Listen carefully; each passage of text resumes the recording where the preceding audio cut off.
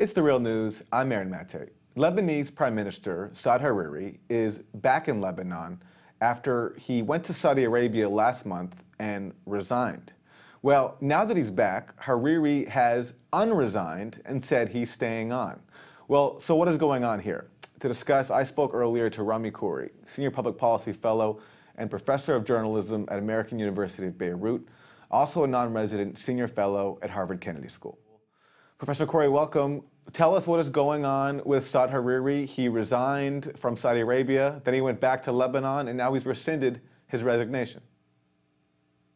Well, what happened is he didn't really resign. He was told to read a statement while he was more or less held captive in Saudi Arabia. He read the statement, and then he was able to leave, and he went back to Lebanon, and the situation went back to normal in Lebanon, where the differences among the government parties, including Hezbollah and Hariri's people and other groups, they all basically got together and reaffirmed the common position they held for the last few years, that they would try to keep internal differences in Lebanon separate from external policies by Lebanese political groups. And Hariri basically reached that agreement and said, well, his resignation is no longer valid, and he took it back because it wasn't really a sincere, genuine resignation in the first place.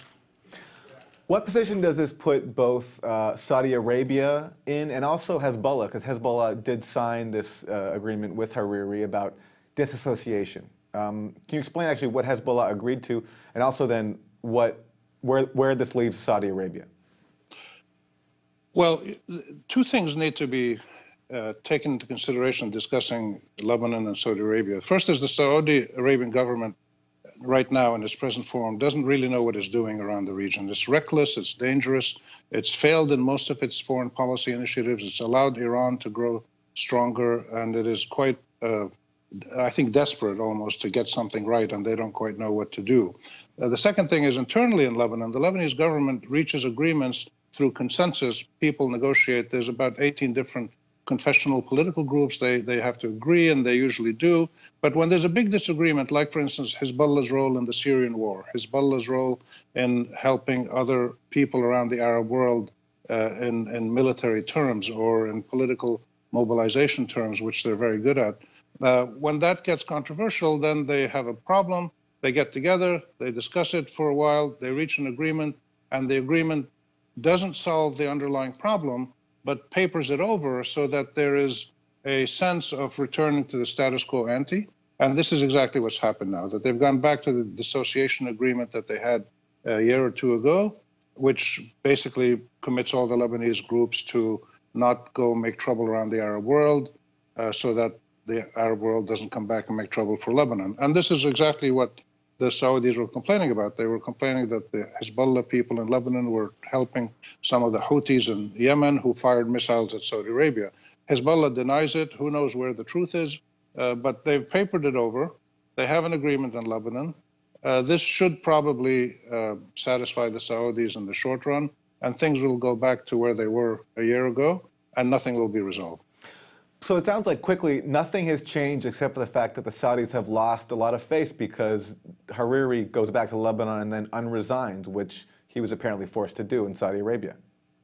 I think that's one of the main outcomes. The Saudis have shown that they're really not very good at statecraft, that they're still learning on the job. They're making a lot of mistakes. Hopefully they'll get better at it, because you want Saudi Arabia to be an effective, responsible player in the region, because they're very powerful. They have a lot of money, they have a lot of moral force with their religious role in the region and Islam. They have a lot of armaments. They've made a huge war in Yemen, which is a catastrophe. They can be very destructive if they do things badly. And they're, in many ways, they're leaders in different aspects of policy around the Arab Islamic world. So we want them to succeed and to be better. But this is another example of they're not succeeding. They're making mistakes. They're paying the price. And they're yet again allowing the Iranians to make new inroads into Arab countries. And the irony is that the Saudis did this. They made the war in Yemen. They put the siege on Qatar. They threatened Lebanon because they think this will weaken Iran. But in every case, what they have done has only strengthened Iran. So they have to really rethink how they do policy in the region. Rami Khouri, Senior Public Policy Fellow and Professor of Journalism at American University of Beirut, also a non-resident Senior Fellow at Harvard Kennedy School. Thank you. Thanks for having me. And thank you for joining us on The Real News.